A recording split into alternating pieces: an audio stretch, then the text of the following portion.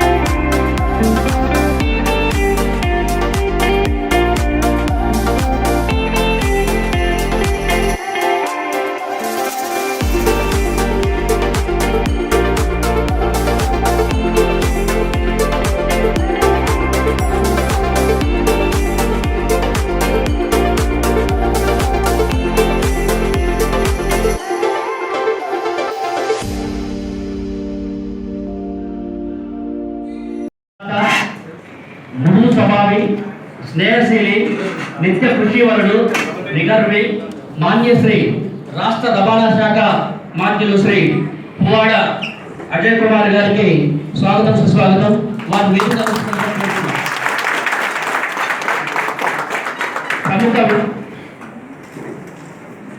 ప్రముఖ విద్యావేత్త, అనేక విద్యా సంస్థల అధినేత, సీఎం కేసీఆర్ గారికి అత్యంత ప్రీతిపాత్రులు, రాష్ట్ర రైతు సమన్వయ సమితి చైర్మన్ గారు, Khammam, Warangal, Nalgonda MLC graduate MLC అభ్యర్థులు శ్రీ పల్లా రాజేశ్వర్ రెడ్డి గారిని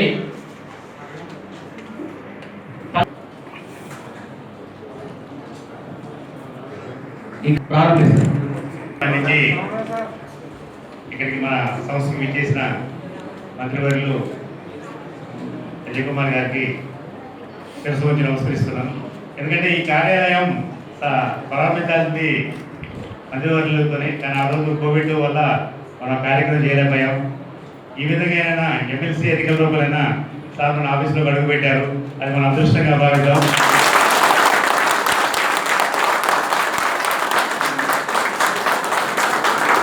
ఒక మాట చెప్పాలంటే బాలాజీ ఎస్టేట్స్ ఇప్పుడు ఇక్కడ ఎంత గర్వంగా నిలబడిందంటే దానికి కారణం మన మంత్రివర్యులే. ఎందుకంటే రఘునాథపాలెన్ని చాలా సుందరంగా, అద్భుతంగా రఘునాథపాలెం మండలాన్ని కూడా తీర్చిదిద్ది మనం ఎప్పుడో వెంచర్స్ చేసినప్పుడు ఇంటీరియర్ ప్లేస్ లేకుండా అవి ఇప్పుడు మంచి కమర్షియల్ ప్లేస్ లేక మార్చిన ఘనత కూడా మన మంత్రివర్యుల్ని.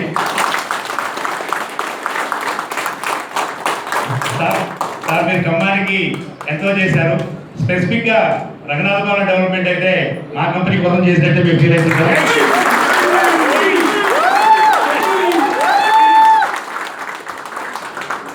అలాంటి మంత్రివర్యులు ఈరోజు మనకి రావడం, మన ఆఫీస్కి విచ్చేయడం చాలా గర్వకారణంగా ఉంది. ఎందుకంటే మన బాలాజీ ఎస్టేట్స్ ప్రతి అడుగులో కూడా సార్ పాత్ర అమోఘం.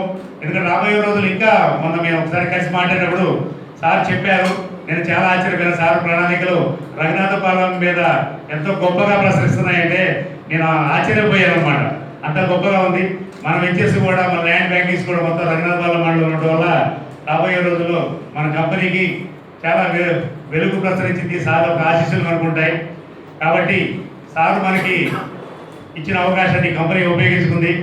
మనం కూడా మన వంతుగా చేయాల్సిన బాధ్యత మనకుంది. గవర్నమెంట్ కొన్ని నిధులు తీసుకొచ్చి రఘునాథపాలెం అభివృద్ధి చేసి మన కంపెనీ ఎదుగుదలలో ఈ ప్రభుత్వం పాత్ర అద్భుతమైన పోషించారు. కాబట్టి మనం మన తరఫున ఉడతా భక్తిగా మనకున్న ఎమ్మెల్సీ ఓట్లు మొత్తం కూడా గ్రాట్యుటీ ఓట్లు మొత్తం కూడా మన పల్లా రాజరెడ్డి గారికి వేయాల్సిందే. చేద్దాం.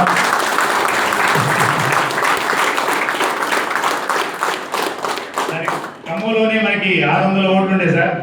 అదే అన్ఎక్స్పెక్టెడ్ రాలేదు. మీకు లిస్ట్ తయారు చేసాం, లిస్ట్ కూడా ఇస్తాం.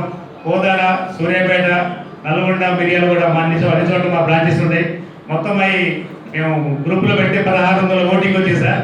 ప్రతి ఒక్కరు కూడా డైరెక్ట్గా ఇండైరెక్ట్గా ప్రతి ఒక్కరు చేసి ఆ 1600 ఓట్లు రాజేశ్వర గారికి మొదట ప్రాధాన్యత ఓటుగా వేయడానికే తప్పకుండా ప్రయత్నిస్తాం. మనలో ప్రతి ఒక్కళ్ళు కూడా మన కస్టమర్స్ కానీ మన ఏజెంట్ మిత్రులందరూ కూడా, ఎందుకంటే మ్యాక్సిమం మన దగ్గర ఉన్నందరూ గ్రాడ్యుయేట్సే. ఇప్పుడు కొత్తగా గ్రాడ్యుయేట్స్ బాగా యాడ్ అయ్యారు. Private school teachers, college teachers మొత్తం కూడా మన కంపెనీలో జాయిన్ కావడం వల్ల గ్రాడ్యుయేట్ నోట్స్ ఎక్కువ పెరిగాయి. వాళ్ళందరినీ కూడా మనం పేరున మన తరఫున మన హెడ్ క్వార్టర్ నుంచి ఇక్కడ బాధ్యత తీసుకొని మన ప్రతి ఒక్కళ్ళ ఓటు కూడా రాజేష్ రెడ్డి గారికి వేయడానికి ప్రయత్నం చేద్దాం. ప్రయత్నం కాదు, వేసి చూపిద్దాం. మరొకసారి సార్ చేసే అభివృద్ధి పనులు మనకి ఎక్కడికో తీసుకెళ్తాయి. ఈ సభాముఖంగా మంత్రివర్యులకి చిన్న విన్నపం చేస్తున్నాను. సార్ మాకు ఒకటే ప్రాబ్లం సార్, అన్ని ఈ గవర్నమెంట్ చాలా అద్భుతంగా చేసింది. మాకు ఎల్ఆర్ఎస్ ప్రాబ్లం ఒకటి ఉంది. కొద్దిగా రీజియన్ లాగా కొద్దిగా ఇబ్బంది పడుతున్నాం. ఇది అయిపోయాక ఎలక్షన్ కూడా చేసిన అనుకోండి, ఎందుకంటే చాలా ఇబ్బంది పడుతుంది సార్. చైర్మన్ గారు అడుగుతారు, ఎల్ఆర్ఎస్ కడతామన్నా గట్టించుకోయింది అంటున్నారు. Thank you sir. ఈ అవకాశం ఇచ్చి మా ఆహ్వానం మన్నించి ఇక్కడికి వచ్చిన మంత్రివర్యుల గారికి ధన్యవాదాలు తెలియజేస్తూ బయటకు సార్. Thank you.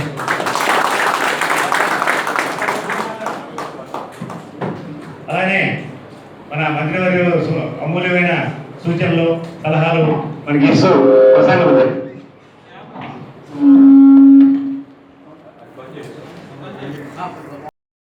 వేదిక మీద ఉన్న డిప్యూటీ మేయర్ గారు బతుకుమల్లి ప్రసాద్ గారు, సుధా చైతన్య గారు, బత్సు విజయ్ కుమార్ గారు, నా ప్రియమైన బాలాజీ ఎంప్లాయీస్ అందరికీ ముందుగా నా నమస్కారం తెలియజేస్తున్నాను.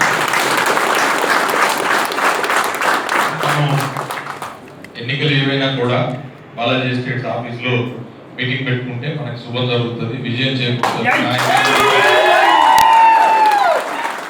కాబట్టి తప్పుడు రవి అన్నట్లు ఈ కంపెనీ మా కంపెనీని భావిస్తూ ముందు నుంచి అదే అందుకని ఎప్పుడు ఇందాక చెప్తా ఉన్నాడు, మొట్టమొదటి తన చిన్న ఆఫీసు మా నాన్నగారి చేతుల మీదుగా మరి ప్రారంభోత్సవం చేసి ఈరోజు ఇంతింతాయి ఒడ్డింతాయని ఈ స్థాయికి ఎదిగినా కూడా తను ఎక్కడి నుంచి వచ్చిండు అనేది మర్చిపోకుండా ఇప్పుడు కూడా తన మూలాలను గుర్తించిన వ్యక్తి రవి గారు. వారికి మేలు జరుగుతుందని చెప్పి నేనేమి రఘునాథపాలెం డెవలప్ చేయలే. రఘునాథపాలెం డెవలప్మెంట్ నా కాన్స్టిట్యున్సీలో ఉన్న ఒక మండలం, దాన్ని ఒక రోల్ మోడల్ మండలంగా చేయాలని అదృష్టవశాత్తు మరి వారికి ల్యాండ్ బ్యాంక్ ఎక్కువ ఉండటం వల్ల అక్కడ వారికి మంచిగా అట్లా కలిసి వచ్చింది. దేవుడు మంచి వాళ్ళకి ఎప్పుడు మేలే చేస్తుంది కాబట్టి ఆ రకంగా కంపెనీకి మేలు. మీరు అన్నట్లుగా ఏంటంటే ఇవాళ రఘునాథపాలెం అనేది ఒక హ్యాపెనింగ్ ప్లేస్.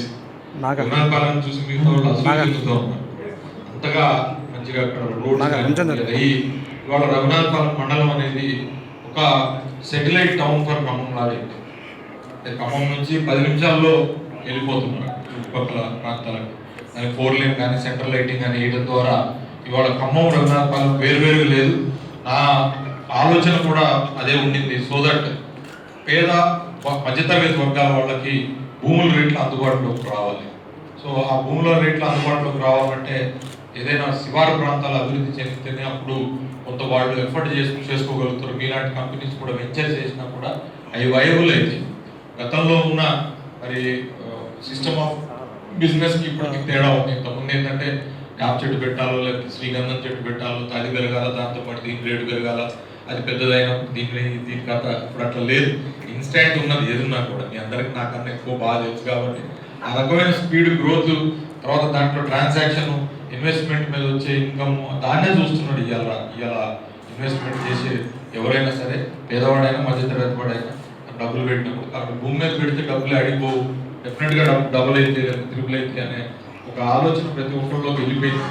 కాబట్టి ఖమ్మానికి దగ్గరలో ఉన్న మరి అన్ని మన వస్తువులు, మౌలిక వస్తువులు ఉన్నాయి కాబట్టి ఇవాళ ఖమ్మంలో ఉన్న ప్రజలే కాదు, పక్కన రాష్ట్రాల నుంచి ఆంధ్రప్రదేశ్లో అమరావతి పండుకుంటే ఇవాళ అక్కడ నుంచి మొత్తం వచ్చి వాళ్ళ ఖమ్మం చుట్టుపక్కలనే కాన్సన్ట్రేషన్ చేస్తూ ఉంటారు. మరి ఇక్కడ ఇన్వెస్ట్మెంట్ చేయాలి, జరుగుతున్న పరిణామం కాబట్టి తప్పకుండా దాన్ని మనం మనసులో పెట్టుకొని ఈ ఏరియా మొత్తం కూడా మరి అటు రియల్ ఎస్టేట్కి, హౌసింగ్కి బ్రహ్మాండమైన హబ్గా తయారు చేస్తారని చెప్పి కూడా నేను తెలియజేస్తా ఉన్నాను. ఖమ్మం అన్ని రకాలు కూడా మనం మంచిగా బ్రహ్మాండంగా వస్తుంది. ఇప్పుడు కొత్త బస్ స్టాండ్ కానివ్వండి, లేదా వైకుంఠ ధామాలు నిర్మాణం చేసుకున్నా, లేదా పార్కులు కానివ్వండి, రోడ్స్ కానివ్వండి, తర్వాత మంచినీళ్ళ వ్యవస్థ. రేపు రాబోయే రోజుల్లో ఈ పట్టణం ఒక 10 లక్షల మంది జనాభాకి వెళ్ళిపోయినా కూడా సరిపడా మంచినీటి వ్యవస్థను కూడా మనం ఇప్పుడే ఏర్పాటు చేసుకున్నాం. సో దట్ మరి ఫ్యూచర్లో ఆ ఇబ్బంది కూడా ఉండకూడదు. తర్వాత రోడ్లు విస్తరణ, రేపు కోర్ టౌన్ మరి వీళ్ళందరూ మరి టౌన్లోకి వచ్చిన మరి ప్రాబ్లం లేకుండా ప్రధానమైన రోడ్లన్నింటినీ కూడా బ్రహ్మాండంగా విస్తరణ చేసుకుని సెంట్రల్ లైటింగ్, సెంట్రల్ డివైడర్లతో మనం వచ్చే 30-40 సంవత్సరాలు, 20-30 సంవత్సరాల కన్నా సరే ట్రాఫిక్ కంజెషన్ లేకుండా ఉండాలనేది నా ఉద్దేశం. దాంతోపాటుగా ప్రధానమైన అట్రాక్షన్స్, మనకి లక్కారం చెరువు అనేది ఇంతకుముందు ఒక దుర్గంధపూరితమైన చెరువు ఉండేది. దాంట్లో గుర్రపు డెక్కతో, మురికి నీళ్లతో నిండున్న దాన్ని ఒక సుందరమైన ప్రదేశంగా తయారు చేసాం.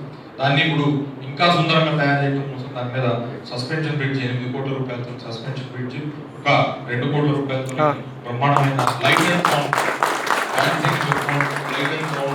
ఫౌంటైన్ తయారు చేస్తున్నాం. తొందరలోనే కూడా అందుబాటులోకి వస్తాయి.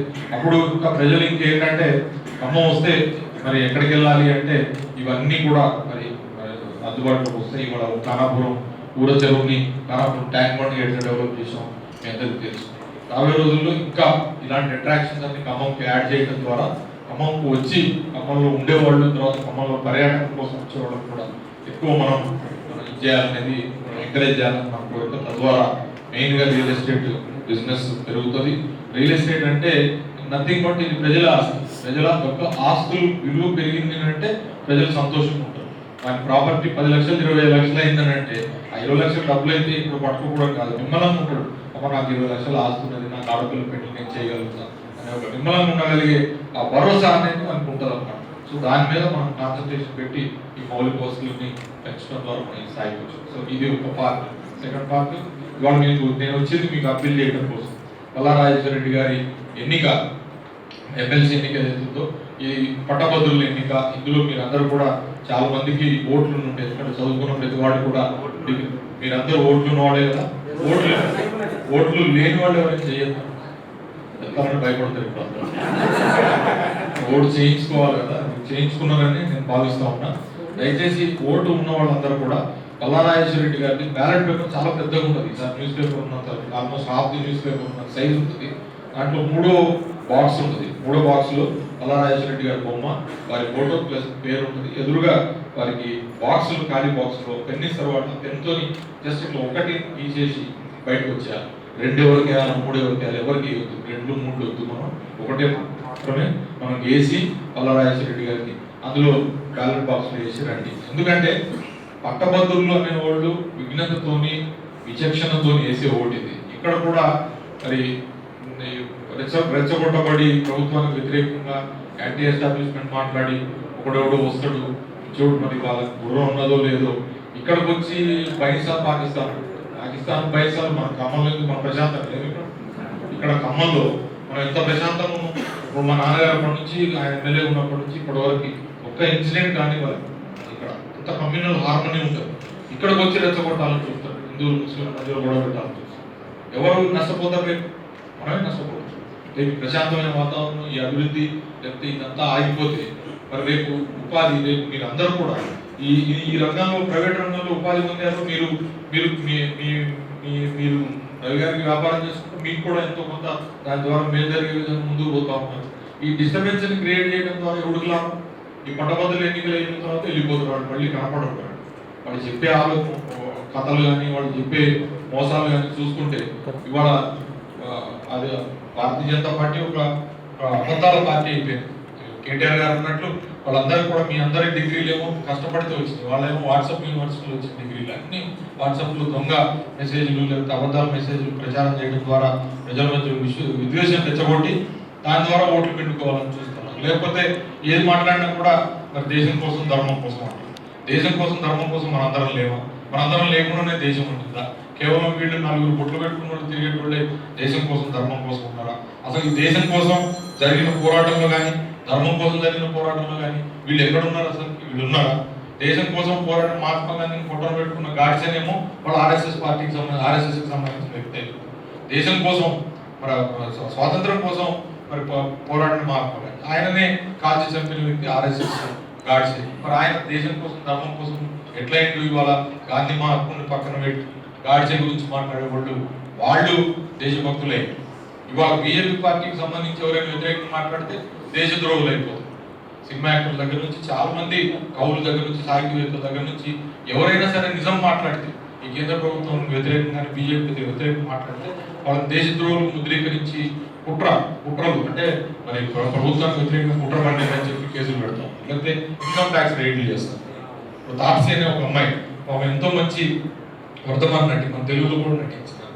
ఇవాళ హిందీలో ప్రమాణమైన పిక్చర్స్, మెసేజ్ ఓరియంటెడ్ పిక్చర్స్ చేస్తూ ఉంటారు. ఆమె తర్వాత అనురాగ్ కశ్యప్ అని డైరెక్టర్, ఫిల్మ్ డైరెక్టర్, వాళ్ళు చాలా క్రిటికల్గా ఉంటారు. వాళ్ళ ట్వీట్స్లో ప్రభుత్వం, కేంద్ర ప్రభుత్వం చేసే మరి రైతు వ్యతిరేక విధానాల మీద వాళ్ళు ప్రశ్నించడం లేకపోతే ట్వీట్లు చేస్తే వాళ్ళ మీద ఇన్కమ్ ట్యాక్స్ రైడ్ చేసి, ఇట్లా మన కేంద్ర ప్రభుత్వం ఏంటంటే పర్సనలైజ్డ్గా బెదిరించి మీ సంగతి చూస్తాం లేకపోతే ఇది చేస్తాం.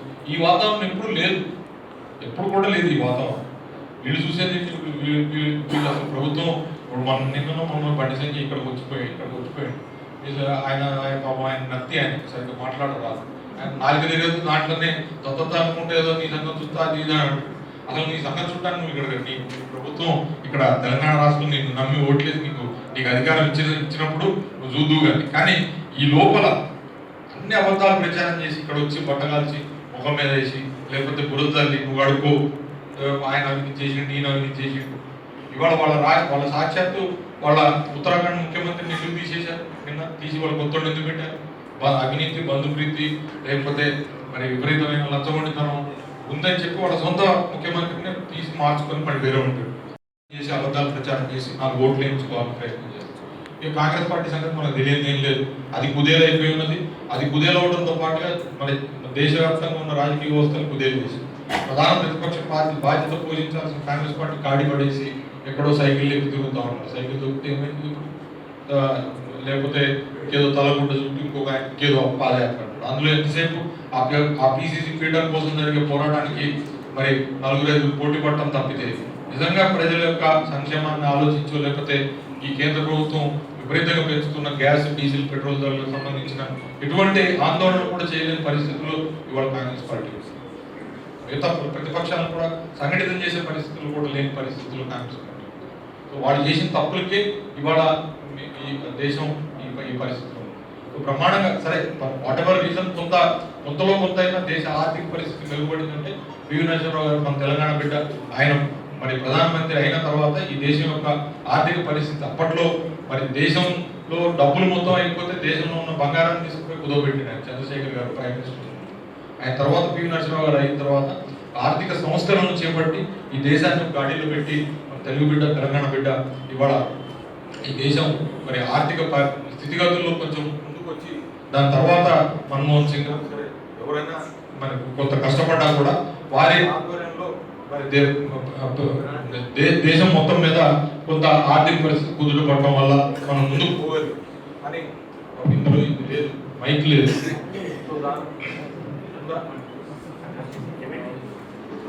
ఇందులో బ్యాటరీ పంపించి కాబట్టి నేను పెట్టుకోవాలి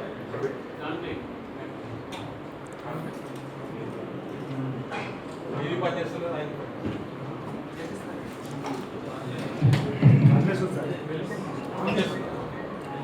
కాబట్టి ఈ పరిస్థితులన్నిటికీ కారణం వాడలేవు బాబు పోయి లేవా అది క్యాచ్ చేయాలి కదా. సో ఈ పరిస్థితి మనకి మైక్ అవసరం వాయిస్ కాదు. ఈ పరిస్థితుల్ని అధిగమించే విధంగా ఇవాళ తెలంగాణ రాష్ట్రంలో పరిపాలన సాగుతా ఉంది. వచ్చిన తెలంగాణని మనం బంగారు తెలంగాణ చేసుకోవాలనే ఉద్దేశంతో బంగారు తెలంగాణ చేసుకోవాలనే ఉద్దేశంతో ఇవాళ మనకు వచ్చిన అవకాశాలన్నింటినీ కూడా మంచిగా మార్చుకుంటా ఉంటాం.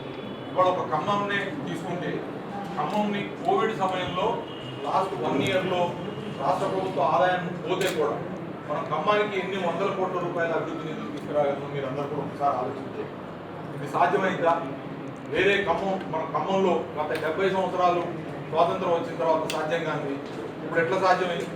ఈ ఒక్క పట్టణంలోనే దాదాపు 77,000 ఇళ్ళు ఉంటే కేవలం 30,000 ఇళ్ళకి మాత్రమే మంచినీటి కనెక్షన్ ఉంది. ఇవాళ మొత్తం 75,000 ఇళ్ళకి ఇంటింటికి నల్లబెట్టి మంచినీటి కార్యక్రమం తీసుకుంటాం.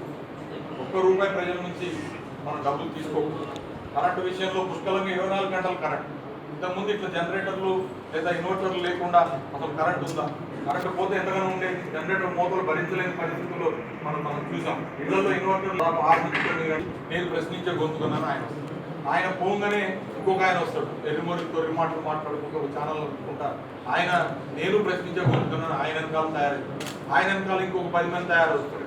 మేమందరం ప్రశ్నించే గొంతు, వాళ్ళంతా ప్రశ్నించే గొంతుకలు. ఈ ప్రశ్నించే గొంతుకలన్నీ ఎక్కడ ఉండాలా? బయట ఉండాలి. పరిష్కరించి సమాధానం కనుక్కోగలిగినోడు ఎక్కడ ఉండాలో లోపల ఉండాలి. అది పల్లా రాజేశ్వర రెడ్డి సమాధానం చెప్పగలిగినోడు, సమాధానాన్ని పరిష్కారం చూపగలిగినవాడు. ప్రశ్నించే గొంతుకలన్నింటికి ప్రశ్నలకి సమాధానంగా కౌన్సిల్లో ఉంటాడు. కాబట్టి ఆయన గత 6 సంవత్సరాలుగా ఈ ఫ్రెటర్నిటీకి ఉపాధ్యాయులు కానీ లేకపోతే ఉద్యోగులు కానీ కాలేజీలు స్కూల్స్కి సంబంధించిన అనేక విషయాల మీద శాసనమండలిలో చర్చించి ముఖ్యమంత్రి గారి దగ్గర పాలసీ మ్యాటర్స్ రాబట్టడంలో కృతకృత్యులు అయిన వారు. కాబట్టి వీటన్నిటిని మనం దృష్టిలో పెట్టుకొని బీజేపీ ప్రభుత్వం చేస్తున్న విష ప్రచారం, వాళ్ళు ఉద్యోగాలు ఇవ్వకపోగా ఉన్న ప్రభుత్వ రంగ సంస్థలన్నింటినీ కూడా అమ్ముతా ఉన్నారు. ఇవాళ ఎయిర్ ఇండియాని అమ్ముతా ఉన్నారు, షిప్పింగ్ కార్పొరేషన్ అమ్ముతా ఉన్నారు, విశాఖ ఉక్కును అమ్ముతా ఉన్నారు, కంటైనర్ కార్పొరేషన్ ఆఫ్ ఇండియాని అమ్ముతా ఉన్నారు. కేసీఆర్ గారి పరిపాలనలో జరుగుతున్న ఈ ఎన్నికల్లో మనం ప్రభుత్వం పక్షాన టీఆర్ఎస్ పక్షాన ఉన్నామని చెప్పడం కోసం అని చెప్పి మేము ఓట్లు అభ్యర్థిస్తాం. ఈ ఎన్నికలు ఎమ్మెల్సీ ఎన్నికలు గెలుపుకోవడం వల్ల ఇప్పుడు ప్రభుత్వం పడిపోయేది ఏం లేదు. కానీ ఒక రిఫరెండం లాగా ఈ ప్రభుత్వం యొక్క పనితీరు బాగుంది, ఈ ప్రభుత్వం పనితీరు ప్రతిపక్షాలు చేసే దుష్ప్రచారం ఈ టీఆర్ఎస్ పార్టీ మీద లేకపోతే కేసీఆర్ మీద అని చెప్పే ఒక మంచి సదవకాశాన్ని మనకు కల్పించడం ద్వారా విఘ్నులైన మీరందరూ కూడా దయచేసి పల్లా రాజేశ్వర రెడ్డి గారికి ఓటేసి మొదటి ప్రాధాన్యత ఓటు తప్పకుండా ఆయనకి వేసి ఆయన్ని అత్యధిక మేయాడితో గెలిపించడం ద్వారా టీఆర్ఎస్ పార్టీని ప్రభుత్వాన్ని ఆశీర్వదించాలని కోరుకుంటున్నారు.